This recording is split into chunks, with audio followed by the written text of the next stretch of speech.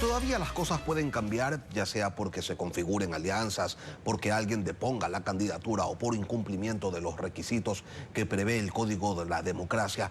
Hoy el país cuenta con 17 candidaturas a la presidencia de la República. La cifra es récord desde el retorno a la democracia, pero ¿qué significa? Bueno, vamos a revisarlo con el doctor Lolo Echeverría, periodista y analista político. Buenos días, bienvenido a Contacto Directo. Buenos días, Lenny, un gusto estar contigo, un saludo para la audiencia. ¿Cómo debe entender el país, Lolo, esta proliferación de candidatos? 17 aspirantes a la presidencia, ¿qué es lo que denotan? Bueno, comencemos diciendo que no son muchos. No son muchos si consideramos que hay 280 movimientos políticos en el país, que esos movimientos políticos se han creado para llegar a alcanzar el poder y que hay cerca de 100 calificados por el Consejo Electoral para presentar candidatos. Si solo se han presentado 17, no son muchos. Ahora, si vemos que se trata de un país prácticamente ingobernable y se presentan 17 aspirantes, ahí sí, desde ese punto de vista, sí que son muchos. Ahora, hay muchas razones, al menos 8 o 10 razones para explicar la proliferación de candidatos. Digamos rápidamente que son, primero, la posibilidad de llegar porque tienen una idea para resolver los problemas del país.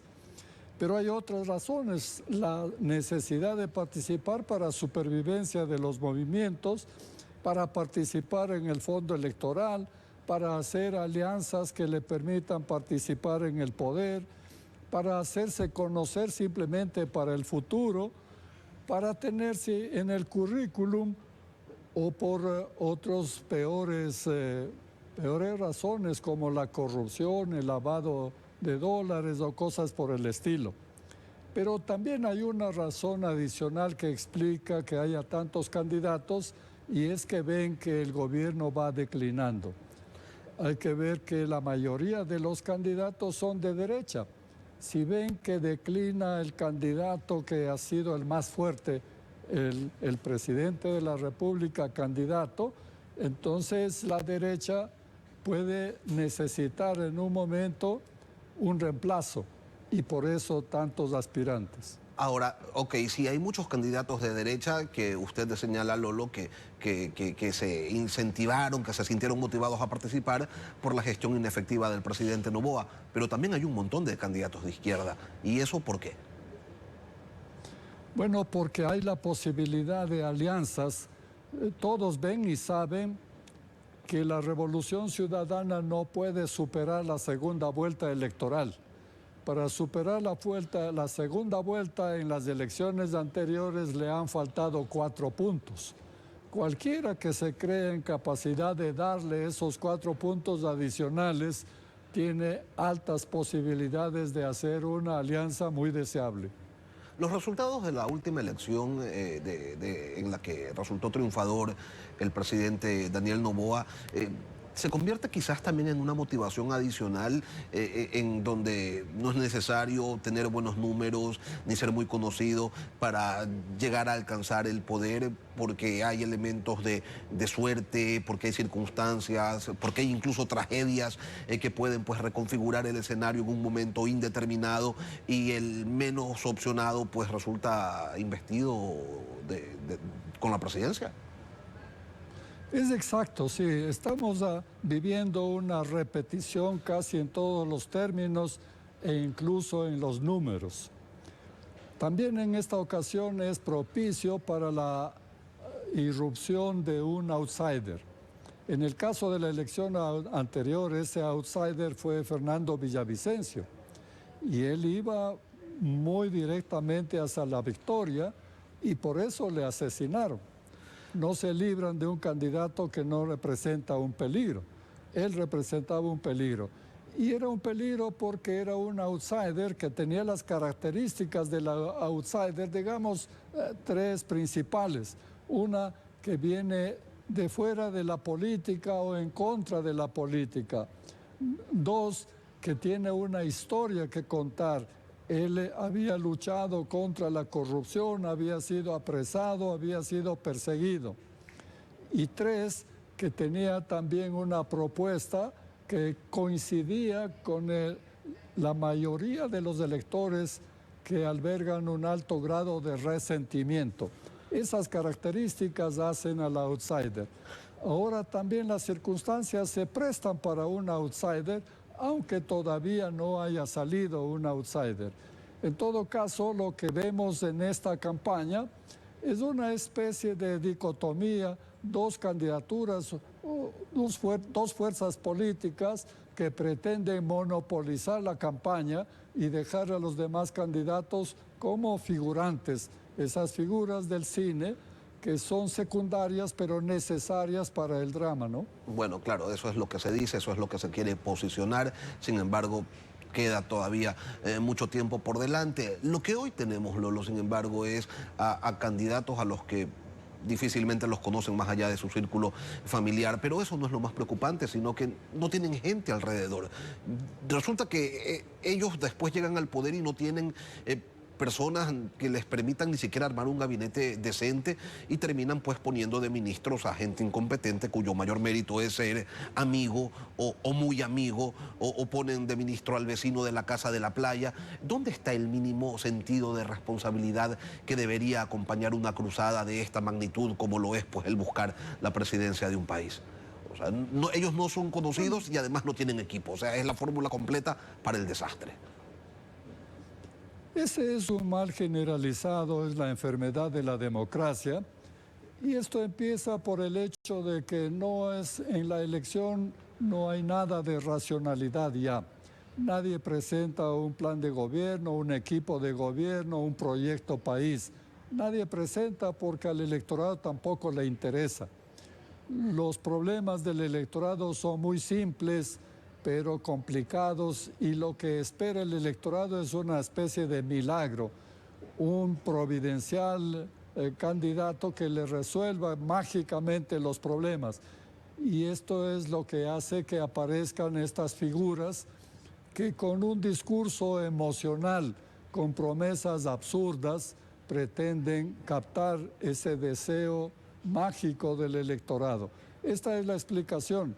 Si fuese algo racional la campaña, entonces los candidatos estarían preparando equipos de gobierno, estarían presentando cuáles son los problemas y cuáles las soluciones, y estarían buscando explicar al país cuál es su proyecto para este país para salir de la crisis.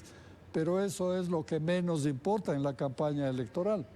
Si hubiera responsabilidad, pues las organizaciones políticas todo el tiempo estarían conversando, dialogando, formando gente, y a la hora de plantear candidatos no tendrían que estar buscando de fuera, sino que de sus entrañas tendrían un manojo de nombres para poder planteárselos a la sociedad. Pero Lolo, hay tantas diferencias en el Ecuador como para tener tanto partido y movimiento político, tantos aspirantes a la presidencia. Hay 17 visiones de país en el Ecuador, hay 17 modelos de gobierno. Claro que no hay. Por eso decía que son muchos los de derecha, y en lo único que coinciden son en que son de derecha, porque por lo demás tampoco pueden diferenciarse, ni ellos mismos son capaces de diferenciarse. Es decir, lo primero que un candidato debería analizar es qué propuesta diferente puedo hacer yo, en qué difiero de los demás candidatos. Pues nadie sería capaz de decir eso. Entonces, simplemente obedece al hecho de que no hay partidos políticos. Hay agrupaciones electorales, pero no hay partidos políticos. No hay ideología, no hay planes de gobierno, no hay estudio de la realidad nacional, no hay cuadros de gobierno, no hay siquiera militancia partidista. Esto explica que cualquiera sin partido, sin compañeros, ni sin planes, sin nada, pretenda ser candidato a la presidencia, y como decía al comienzo, además, en un país ingobernable. Lolo, pensemos un poquito en el futuro. ¿Cómo van a debatir 17? ¿Qué sentido tiene que debatan 17? O sea, no sé, se prevé un escenario que únicamente apunta al caos y que evidencia, sin duda, irresponsabilidad y a contribuir a la profundización de una confusión generalizada entre los electores. Bueno, los debates ya carecen de sentido, porque un debate es la confrontación de propuestas, la confrontación de ideas. Pero entre 17 es imposible hacer esa confrontación. Ni siquiera se puede captar la personalidad de los candidatos. Entonces, la verdad es que cualquiera gana el debate, cualquiera digamos, por efecto o por defecto, o porque presenta algo diferente, o simplemente porque es callado, porque es tranquilo, porque ofrece que no va a confrontar, y simplemente después se hace además una campaña de que ganó el debate y se instala la idea de que ganó el debate. Pero la verdad es que si se analiza propiamente el debate, no hay nada porque no hay confrontación de ideas. ¿Cómo va a elegir la ciudadanía entonces? Lo señalaba usted hace un momento, que la gente quiere un milagro, pero de entre los 17 ninguno tiene el talante ni de santo ni de mago. Entonces, no sé, ¿será el mensaje que en redes sociales se logre posicionar y alcance mayor recordación lo que termine determinando al gobernante de los próximos 4 años? Bueno, el electorado siempre elige emocionalmente y por eso decía, o busca al que cree que puede hacerle un milagro, o busca al que hace propuestas aparentemente más utópicas y más deseables, o simplemente se arrima a la costumbre. Yo recuerdo cuando en la última elección participó Putin en Rusia, a una señora le preguntaron, ¿y usted por quién votó? "Oh, por Putin". ¿Y por qué? No sé, dijo, ya me he acostumbrado a que él esté ahí. Esto pasa mucho en nuestro electorado. Es decir, ya están acostumbrados a ser de la revolución ciudadana o a ser de derecha o a ser del gobierno, porque hay un buen sector que se arrima siempre al gobierno porque tiene mucho poder, mucho que dar.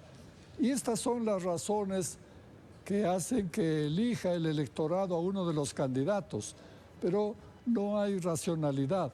Al menos debería buscar, digamos, un candidato que sea sano, sabio y santo.